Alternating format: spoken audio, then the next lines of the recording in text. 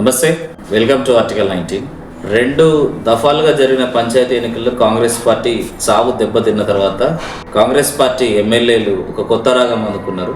ఆ కొత్త రాగం ఏమిటంటే, బీఆర్ఎస్ పార్టీ తరఫున గెలిచిన సర్పంచ్లకు ఎమ్మెల్యేలుగా మేము నిధులు ఇవ్వం, అభివృద్ధికి సహకరించాం. కాంగ్రెస్ పార్టీకి సంబంధించిన క్యాండిడేట్లు, కాంగ్రెస్ పార్టీ బలపరిచిన క్యాండిడేట్లకు మాత్రమే మేము నిధులు ఇస్తాము, వాళ్లకు మాత్రమే ప్రజలు ఓటేయాలని చెప్పని ప్రజాప్రతినిధులే బెదిరింపులకు దిగారనమాట. సో ఒక్కసారి మనం గతంలోకి వెళ్దాం. గత 6 నెలల్లో ఈ ఎమ్మెల్యేల స్టేట్మెంట్లు ఏవైతే ఉన్నాయో వాటిని చూసి ఒక్కసారి మనం నవ్వుకుందాం సరదాగా.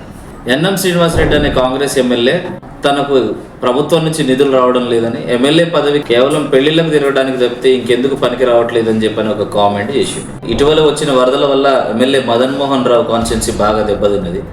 సో ఆ వరద నష్ట నివారణకు ప్రభుత్వం నుంచి నిధులు రావడం లేదు. సో నిధులు రావడం లేదు కాబట్టి నేను వరల్డ్ బ్యాంకుకు లెటర్ రాస్తున్నా, వరల్డ్ బ్యాంక్ నుంచి అప్పు తెచ్చుకుని నా నియోజకవర్గంలో వరద సహాయ పనులు నేను చేసుకుంటానని చెప్పని మదన్ మోహన్ రావు అనే ఎమ్మెల్యే పబ్లిక్ స్టేట్మెంట్ ఇచ్చాడు.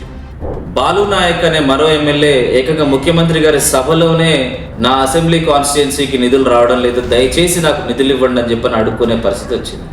అయితే ఈ ఎమ్మెల్యేలకే, కాంగ్రెస్ పార్టీ నుంచి గెలిచిన ఎమ్మెల్యేలకే రేవంత్ అన్న ప్రభుత్వంలో నిధులు లేకపోతే ఈ నిధులు లేని ఎమ్మెల్యేలు పంచాయతీలకు నిధులు ఎట్లా ఇస్తారో నాకు అర్థం కావట్లేదు.